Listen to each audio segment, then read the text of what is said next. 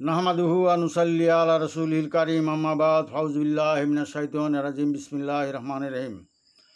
বন্ধুগণ, আমি সাধক মোস্তাক মনির বাংলাদেশ। আমি আজকে আপনাদের সম্মুখে সুফিবাদ সম্পর্কে আলোচনা করব।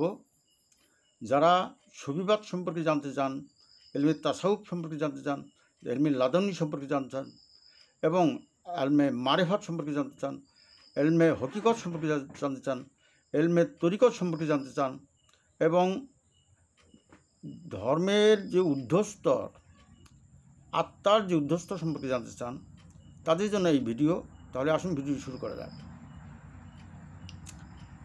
আমাদের ইসলাম ধর্মে তথা ইসলাম ধর্মের পূর্বেও যে সমস্ত ধর্ম ছিল, সেখানেও বিভিন্ন ধর্মের যে আত্মতত্ত্ব সম্পর্কিত যে জ্ঞান, এই জ্ঞানটা ছিল। এবং পরবর্তী সময়ে আমরা লক্ষ্য করি আমাদের প্রিয় নবী হযরত মুহাম্মদ আহমদ মুস্তাফা সাল্লাল্লাহু আলাইহি সাল্লাম যখন তিনি মদিনাতে তিনি ধর্ম প্রচার করতেন, তখন পৃথিবীর বিভিন্ন দেশ থেকে অনেক ব্যক্তি আসতেন নবী করিম সাল্লাল্লাহু আলাইহি সাল্লামের নিকটে। তারা পশমি কাপড় পরে আসতেন এবং মহানবী সাল্লাল্লাহু আলাইহি সাল্লামের যে অমীয় বাণী, এই অমীয় বাণী থেকে তারা জ্ঞান অর্জন করতে আসতেন। যেহেতু তারা পশমি কাপড় পরে আসতেন, অর্থাৎ এখানে বলা হয়েছে যে সাউফ অর্থাৎ যে গ্রিক ভাষায় সাউফ একটি শব্দ আছে, সেই সাউফ শব্দটির অর্থ হলো ভেড়ার পশম। অর্থাৎ পশমি কাপড় পরে যে সমস্ত ব্যক্তি পৃথিবীর বিভিন্ন স্থান থেকে এসে মহানবী সাল্লাল্লাহু আলাইহি ওয়াসাল্লামের অমীয় বাণী শোনার জন্য সেখানে মহানবী সাল্লাল্লাহু আলাইহি ওয়াসাল্লাম একটি আস্তানা তারা করেছিলেন এবং তারা মহানবী সাল্লাল্লাহু আলাইহি ওয়াসাল্লামের নিকট থেকে তারা মহাজ্ঞান আহরণ করতেন। সে অর্থে যেহেতু তারা পশমি কাপড় পরে আসতেন, যেহেতু সাউফ শব্দটি একটা গ্রিক শব্দ এবং গ্রিক শব্দ থেকে এই সাপ শব্দটি এসেছে এবং সাপ শব্দের অর্থ হলো ভেড়ার পশম, অর্থাৎ পশমি কাপড় পরে তারা আসতেন, সুতরাং তাদেরকে সুফি বলা হয়। এবং মতান্তরে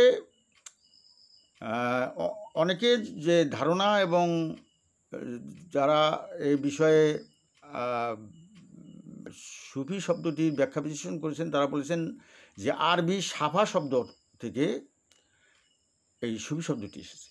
এর অর্থ হলো, সাফা শব্দ অর্থ হলো পরিষ্কার করা, অর্থাৎ পরিশুদ্ধ করা, আত্মশুদ্ধি অর্জন করা। কাজে যারা আত্মশুদ্ধি করার যে জ্ঞান অর্জন করেন তাদেরকে সুফি বলা হয়। এবং সুফি থেকেই ইলমে তাসাউফের জন্ম হয়েছে। এবং ইলমে তাসাউফের প্রধান যে ধারণা, সেটি হলো যে এই পৃথিবীর যে বাহ্যিক জ্ঞান, এই বাহ্যিক জ্ঞানের ঊর্ধ্বে আরেকটি জ্ঞান রয়েছে, সেটা হলো ইলমে তাসাউফের জ্ঞান। এবং এটা হলো কি আত্মার জ্ঞান, অর্থাৎ আত্মাকে সমৃদ্ধ করতে করতে, আত্মার ক্ষেত্রে উন্নতি ঘটাইতে ঘটাইতে যখন সেই জীবাত্মা থেকে, নফসের লাওয়ামাত জীবাত্মা থেকে, সেই বিবেকাত্মার স্তর থেকে সেই নফসে মুতমাইন্না, সেই শান্তিপ্রাপ্ত আত্মা এবং আরও ঊর্ধ্বগতি লাভ করে যখন এই বস্তু জগতের সমস্ত চিন্তা চেতনা এবং জ্ঞানের ঊর্ধ্বে উঠে, অর্থাৎ আত্মশুদ্ধি অর্জন করে যখন সেই অনন্ত অসীম অতীন্দ্রিয় সত্তায় গিয়ে পৌঁছতে পারে, অর্থাৎ ওয়াহিদিয়াত, অর্থাৎ আল্লাহ একক, আল্লাহর সেই সেই আধ্যাত্মিক মোকাম বা স্তরে পৌঁছতে পারে, তার কাছে আল্লাহ ব্যতীত আর কিছুই তার কাছে দৃশ্যমান হয় না।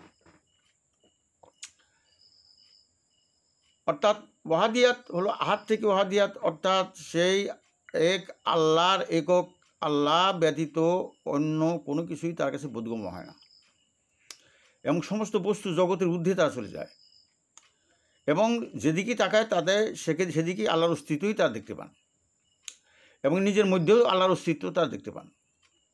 যেমন আমরা মনসুর হিলাসের কথা বলি, তিনি যখন নিজের ভিতরে শুধু আল্লাহর অস্তিত্বই দেখতে পান, তখন তিনি বলেন যে আয়নাল হক, আমি সত্য।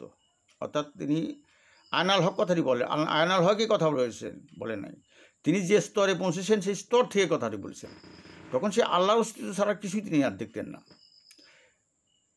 এক হলো ওয়াহেদানিয়াত, অর্থাৎ এক এবং একক আল্লাহর অস্তিত্ব ছাড়া সমস্ত কিছু তার কাছে বিলুপ্ত হয়ে যায়। স্ত্রী, সন্তানাদি, সংসার, সমাজ, রাষ্ট্র, জগৎ, বস্তু জগৎ সমস্ত কিছু অতিক্রম করে যখন তিনি সেই মহা আধ্যাত্মিক জগতে পাড়ি জমান, এক এবং একক আল্লাহর স্তরে তিনি তার আত্মাকে উপনীত করেন। এই আধ্যাত্মিক স্তরে যখন তিনি চলে যান তখনই, এবং এটা আত্মশুদ্ধির মাধ্যমে এটা সম্ভব, তখনই তাকে বলা হয় সুফি। তাহলে আপনারা চিন্তা করতে পারেন যে একজন সুফির মাকাম এবং মর্যাদা কত ঊর্ধ্বস্তরে।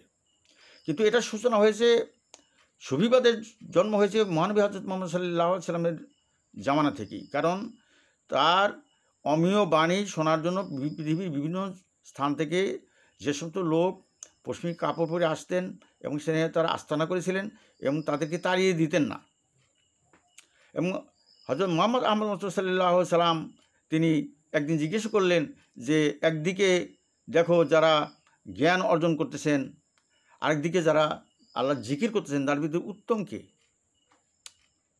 কিন্তু এর উত্তর কেউ দিতে পারে না। তখন মহানবী সাল্লাল্লাহু আলাইহি ওয়াসাল্লাম বলেছিলেন যে যারা আত্মিক এবং আধ্যাত্মিক জ্ঞান অর্জন করতেছেন আমার কাছ থেকে, এরাই উত্তম।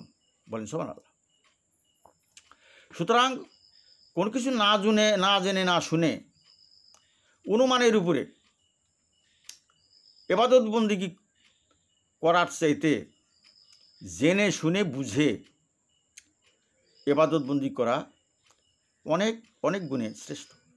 কাজে আমি আপনাদেরকে আহ্বান জানাবো আমার এই আলোচনায় যে আমরা যেন যাই কিছু করি আমরা যেন জেনে শুনে বুঝে করি। তো সুতরাং জেনে শুনে বুঝে করতে হলে অবশ্যই আপনাকে ইলমে তাসাউফে আসতে হবে।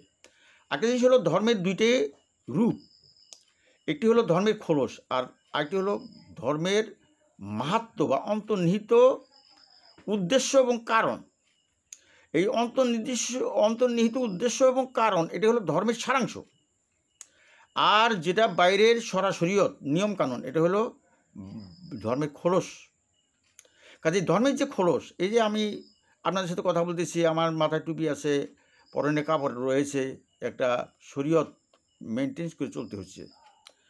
মানুষ তো উলঙ্গ হয়ে চলতে পারে না, এটা সব শরীয়ত। কাপড় চুপড় পরাটাও শরীয়ত, এবং কাপড় চুপড় পরা যে বিধিবিধান আছে এগুলো মেনটেন করাও শরীয়ত। বিবাহ করা শরীয়ত, গার্হস্থ্য জীবনযাপন করা শরীয়ত,